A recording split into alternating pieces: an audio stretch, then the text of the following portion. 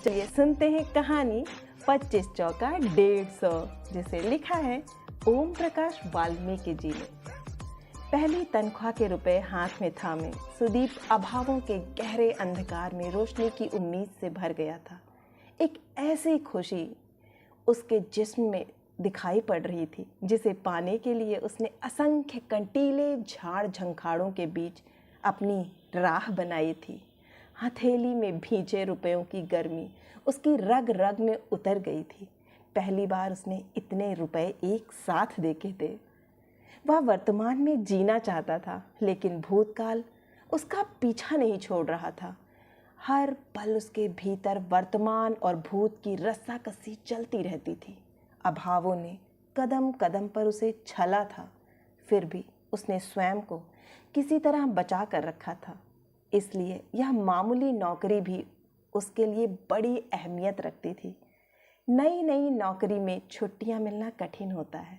उसे भी आसानी से छुट्टी नहीं मिली थी। उसने रविवार की छुट्टियों में अतिरिक्त काम किया था, जिसके बदले उसे 2 दिन का अवकाश मिल गया था।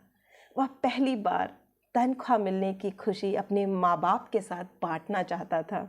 स्कूल की पढ़ाई और नौकरी के बीच समय और हालात की गहराई खाई को वह पाट नहीं सकता था। फिर भी खाई के बीच जो कुछ भी था उसे सांत्वना देकर उसकी पीड़ा को तो वह कम कर ही सकता था। सुख दुख के चंद लम्हे आपस में बांटकर पीड़ा कम हो जाती है। उसने इस पल के इंतज़ार में एक लंबा सफ़र तय किया था। ऐसा सफ़र जिसमें दिन रात और मान अपमान के बीच अंतर ही ना था। शहर से गांव तक पहुंचने में 2-2.5 घंटे से ज़्यादा का समय लग जाता था। इसलिए वह सुबह ही निकल पड़ा था। बस अड्डे पर आते ही उसे बस मिल गई थी। बस में काफ़ी भीड़ थी। बड़ी मुश्किल से उसे बैठने की जगह मिल पाई थी। कंडक्टर किसी यात्री पर बिगड़ रहा था। इस सामान को उठाओ, छत पर रखो, आने जाने का रास्ता बंद ही कर दिया है। किसका है यह सामान? कंडक्टर ने ऊंचे और कर्कश स्वर में पूछा। एक दुबला पतला सा ग्रामीण धीमे स्वर में बोला, जी मेरा है। कंडक्टर ने ग्रामीण के वजूद को तौलते हुए आवाज़ सख्त करके लगभग दहाड़ते हुए कहा, तेरा है तो इसे अपने पास रख, यहाँ रास्ते में अड़ा दिया है, उठ इसे। ग्रामीण ने गिड़गिड़ाकर अजीब सी आवाज़ में कहा, साहब नज़दीक ही उतरना है। सुदीप जब भी किसी को गिड़गिड़ाते देखता है तो उसे अपने पिताजी की छवि याद आने लगती है। ऐसे में उसका पोर पोर चटकने लगता है, जैसे कोई धीरे धीरे उसके जिस्म पर आरी चला रहा हो। उसने कंडक्टर की ओर देखा। कंडक्टर का तोंदियल शरीर कपड़े फाड़कर बाहर आने का छटपटा रहा था। बनैले सुअर की तरह उसके चेहरे पर पान से रंगे दांत उसकी भव्यता में इजाफा कर रहे थे। सुदीप को लगा जंगली सुअर बस की भीड़ में घुस आया है। उसने सहम कर सहयात्री की ओर देखा, जो निरपेक्ष भाव से अपने ख्यालों में गुम था। सुदीप ने ग्रामीण पर नज़र डाली, जो अभी तक दयनीयता से उबर नहीं पाया था। उसके भीतर पिताजी की छवि आकर लेने लगी। वह दिन स्मृति में दस्तक देने लगा जब पिता उसे लेकर स्कूल में दाखिला कराने ले गए थे।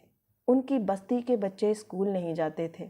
पता नहीं पिताजी के मन में यह विचार कैसे आया कि उसे स्कूल में भर्ती कराया जाए, जबकि पूरी बस्ती में पढ़ाई लिखाई की ओर किसी का ध्यान नहीं था। पिताजी लंबे लंबे डग भरकर चल रहे थे। उसे उनके साथ चलने में दौड़ना पड़ता था। उसने मैली सी एक बदरंग कमीज और पट्टेदार निक्कर नुमा कच्छा पहन रखा था, जिसे थोड़ी थोड़ी देर बाद ऊपर खींचना पड़ता था।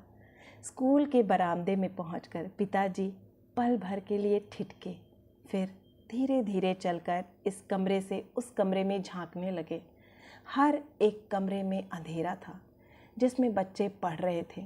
मास्टर कुर्सियों पर उकड़ू बैठे बीड़ी पी रहे थे या ऊँघ रहे थे। पिताजी फूल सिंह मास्टर को ढूंढ रहे थे। 2-3 कमरों में झांकने के बाद एक छोटे से कमरे की ओर मुड़े। उस कमरे में अन्य कमरों से ज़्यादा अंधेरा था। फूल सिंह मास्टर अकेले बैठे बीड़ी पी रहे थे। उन्हें दरवाजे पर देखकर फूल सिंह मास्टर खुद ही बाहर आ गए थे। पिताजी ने मास्टर जी की ओर देखते ही दयनीय स्वर में गिड़गिड़ा कर कहा, मास्टर जी, इस जातक बच्चे को अपनी शरण में ले लो। 2 अक्षर पढ़ लेगा तो थारी दया ते यो भी आदमी बन जावेगा, मारी जिंदगी भी कुछ सुधार जाएगी। सुदीप पिताजी की ओर उस मुद्रा को भूल नहीं पाया। वे हाथ जोड़कर झुके खड़े थे। फूल सिंह मास्टर ने बीड़ी का टोटा अंगूठे के इशारे से दूर उछाला और पिताजी को लेकर हेडमास्टर के कमरे में चले गए। सुदीप का दाखिला हो गया था। पिताजी खुश थे। उनकी खुशी में भी वही गिड़गिड़ाहट झलक रही थी। वे झुक झुक कर मास्टर फूल सिंह को सलाम कर रहे थे। बस हिचकोले खा खा कर रेंग रही थी। आसपास के यात्रियों ने बीड़ी सिगरेट का धुआं ऐसे उगलना शुरू कर दिया था जैसे सभी अपनी अपनी दुश्चिंताओं को धुएं के बादलों में विलीन कर देंगे। उसने अपने पास की खिड़की का शीशा सरकाया। ताज़ा हवा की हल्की हल्की सरसराहट भीतर घुस आई। उसकी स्मृति में स्कूल के दिन एक के बाद एक लौट कर आने लगे। दूसरी कक्षा तक आते जाते वह अच्छे विद्यार्थियों में गिना जाने लगा। तमाम सामाजिक दबावों और भेदभाव के बावजूद वह पूरी लगन से स्कूल जाता था। सभी विषयों में वह ठीक ठाक था। गणित में उसका मन कुछ ज़्यादा ही लगता था।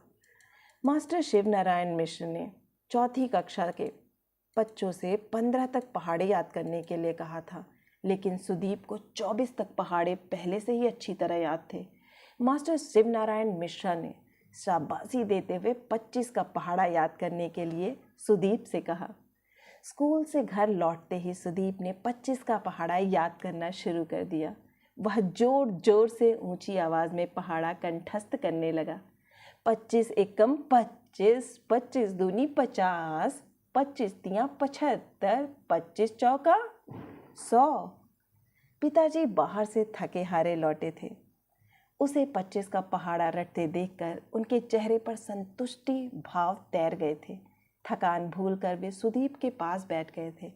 वैसे तो उन्हें 20 से आगे गिनती भी नहीं आती थी, लेकिन 25 का पहाड़ा उनके ज़िंदगी का अहम पड़ाव था, जिसे वे अनेक बार अलग अलग लोगों के बीच दोहरा चुके थे।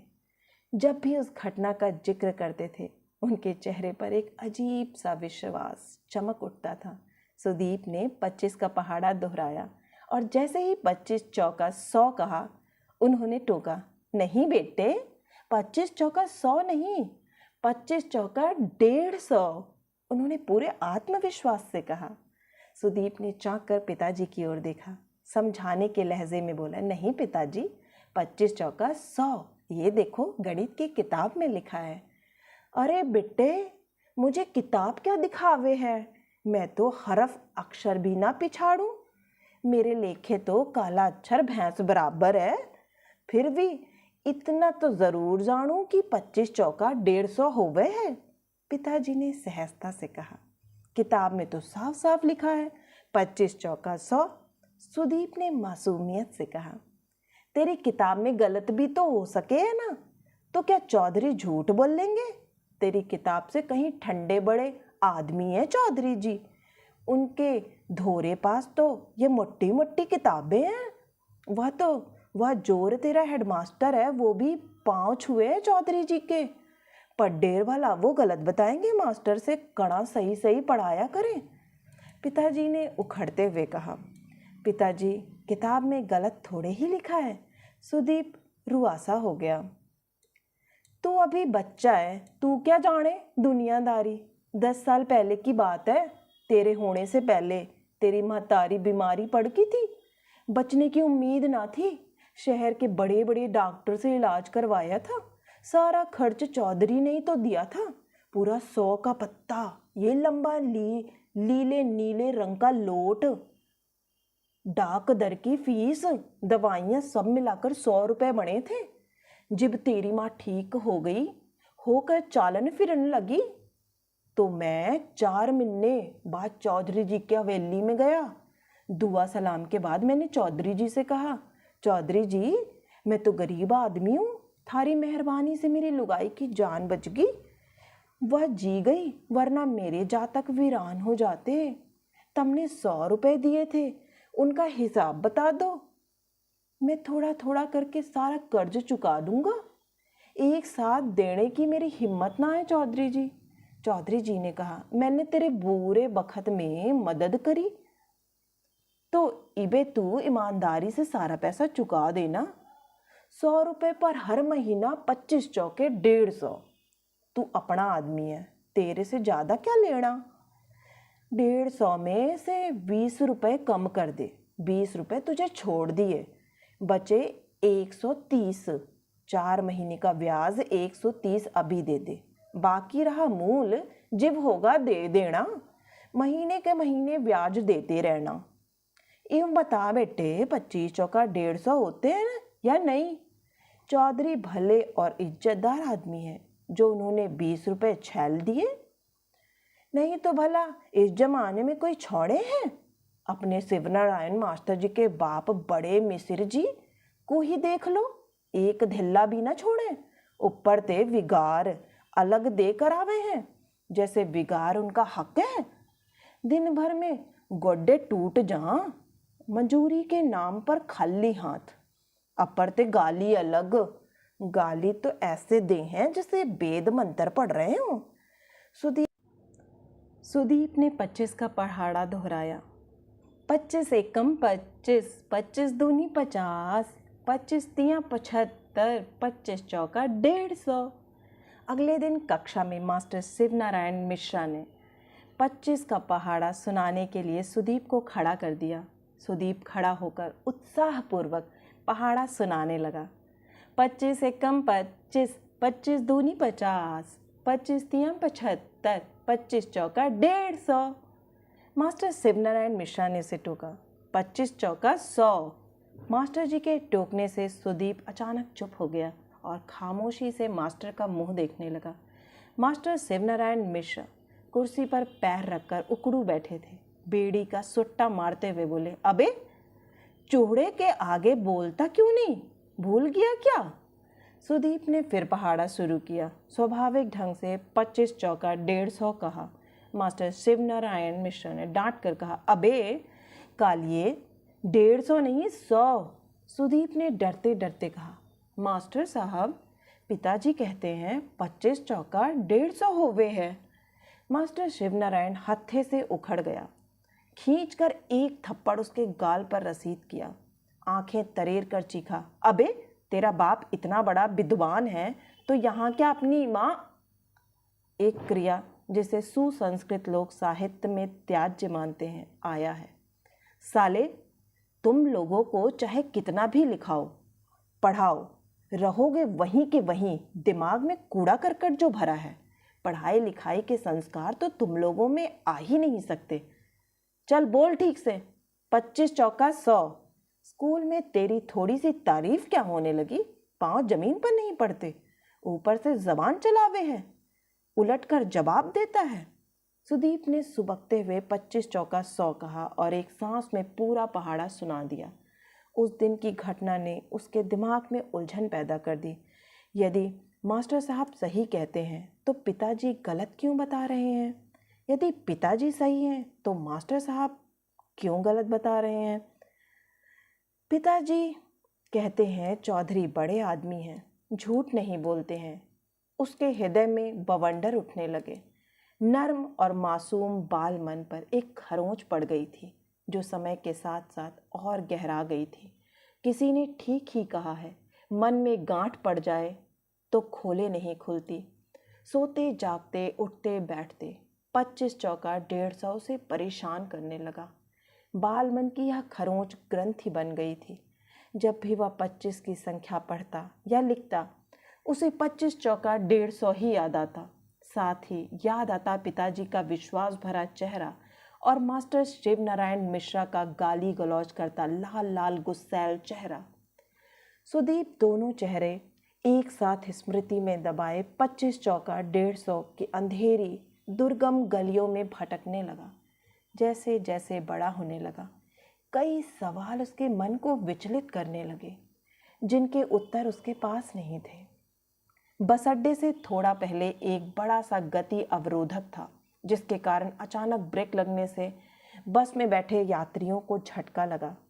कई लोग तो गिरते गिरते बचे। झटका लगने से सुदीप की विचार तंद्रा भी टूट गई। उसने जेब को छू कर देखा। तनख्वाह के रुपए जेब में सही सलामत थे। बस गांव के किनारे रुकी। बस अड्डे के नाम पर दो एक दुकानें, पान बीड़ी की एक पेड़ के तने से टिकी। पुरानी सी मेज पर बदरंग आईना रखकर बैठे गांव का ही बदरू नाई। नाई से थोड़ा हटकर दूसरे पेड़ तले बैठा गांव का मोची, एक केले अमरूद वाला। बस यही था बस अड्डा। सुदीप ने बस से नीचे उतरकर आसपास नजरें दौड़ाईं। बस अड्डे पर कोई विशेष चहल पहल नहीं थी। इक्का दुक्का लोग इधर उधर बैठे थे। वह सीधा घर की ओर चल पड़ा। गांव के पश्चिमी छोर पर 30-40 घरों की बस्ती में उसका घर था। दोपहर होने को आई थी। सूरज काफी ऊपर चढ़ गया था। उसने तेज तेज कदम उठाए। लगभग महीने भर बाद गांव लौटा था। जानी पहचानी चिर परिचित गलियों में उसे अपने बचपन से अब तक बिताए पल गुदगुदाने लगे। इससे पहले उसने कभी ऐसा महसूस नहीं किया था। एक अनजाने से आत्मीय सुख से वह भर गया था। अपना गांव, अपने रास्ते, अपने लोग। उसने मन ही मन मुस्कुराकर कीचड़ भरी नाली को लांघा और बस्ती की ओर मुड़ गया। गांव और बस्ती के बीच एक बड़ा सा जोहड़ था जिसमें जलकुंभी फैली हुई थी। जलकुंभी का नीला फूल उसे बहुत अच्छा लगता है। इक्का दुक्का फूल दिखाई पड़ने लगे थे। उसने जोहड़ के किनारे किनारे चलना शुरू कर दिया। पिताजी आंगन में पड़ी एक पुरानी चारपाई की रस्सी कस रहे थे। सुदीप को आया देखकर वे उसकी ओर लपके। अचानक, क्या बात है, लगता है शहर में जी नहीं लगता। नहीं नहीं, ऐसी बात नहीं है, बस ऐसे ही चला आया, सुदीप ने सहजता से कहा। जेब से निकालकर तनख्वाह के रुपए उनके हाथ में रखकर पांव छुए। पिताजी गदगद हो गए। दोनों हाथों में रुपए थामकर माथे से लगाया, जैसे देवता का प्रसाद ग्रहण कर रहे हों। मन ही मन अस्फुट शब्दों में कुछ बुदबुदाए।